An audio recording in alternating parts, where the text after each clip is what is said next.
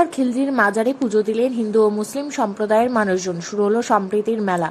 কথিত আছে ইখতিয়ার উদ্দিন মোহাম্মদ বিন বখতিয়ার খলজি ছিলেন কুতুবউদ্দিন আইবকের বিশ্বস্ত সেনাপতি।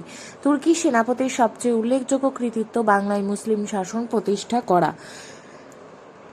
সেই 1206 সালে ইখতিয়ার উদ্দিন মোহাম্মদ বিন বখতিয়ার খিলজি তিব্বত আক্রমণ করেন, কিন্তু শেষে পরাজয়ের সম্মুখীন হয়ে মাত্র 100 সৈন্য সামন্ত নিয়ে গঙ্গারামপুরের দেবীকোটে ফিরে আসেন।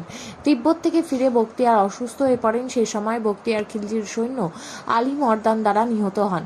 নিহতের পর তাকে তার সেই আস্তানাতে সমাধিস্থ করা হয়। তখন থেকে এলাকার বাসিন্দাদের কাছে বখতিয়ার খিলজি পীর সাহেব নামে পরিচিত হন। প্রতি বছর বৈশাখ মাসে বৃহস্পতিবার বখতিয়ার খিলজি মাজারে হিন্দু ও মুসলিম সম্প্রদায়ের মানুষজন পুজো দেন।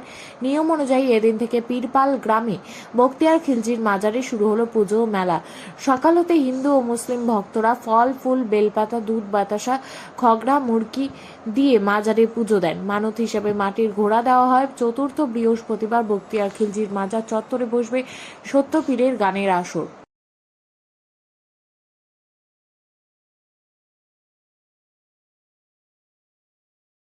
এটা কি মানে কি জন্য এখানে সবাই আসছে? এটা বখতিয়ারের খাজিয়ারের বছর মাসে যটা বৃহস্পতিবার পরে তটা বৃহস্পতিবার বাজার লাগে, বুঝলেন?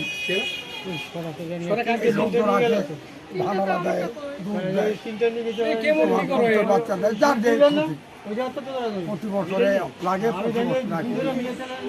যটা বৃহস্পতিবার পরে ছয়টা বৃহস্পতিবার বাজার লাগে। এক মাস বৈশাখ মাসে যে এখন 4টায় বড় গাড়ি, এইবার 5টা পড়বে, কিন্তু পয়লা হয়েছে বুধবারে, এবার 5টা পড়বে, তাহলে 4টে করে পড়ে যাবে, 4টা 5টা। এই বৈশাখ মাসে যেটা বৃহস্পতিবার পড়বে, কালে বৃহস্পতিবার। আপনার নাম? আমার নাম রুহুল আমিন সাবক। একটা মেলা লাগে, মনে করে যে বৈশাখ মাসে প্রথম বুধবারে এখানে একটা খাসি নিয়ে সেন্ডি করা হয়। আর মনে করো যে বৃহস্পতিবারে মেলা লাগে এখানে, 5টা বৃহস্পতিবার হোক আর 4টায় হোক। মনে করো যে এখানকার হিন্দু মুসলমান সবাই মিলামিশি করে সবাই কিন্তু এখানে জমা হয়। লোকজনে কোনো রকম কোনো ত্রুটি নেই, সবাই আসে, হিন্দু মুসলমান বৌদ্ধ খ্রিস্টান যত আছে। কোথাকার লোক আসে এখানে? বিভিন্ন জায়গার, বলা যাবে না যে কোথাকার আসে, যার যেখানকার খুশি।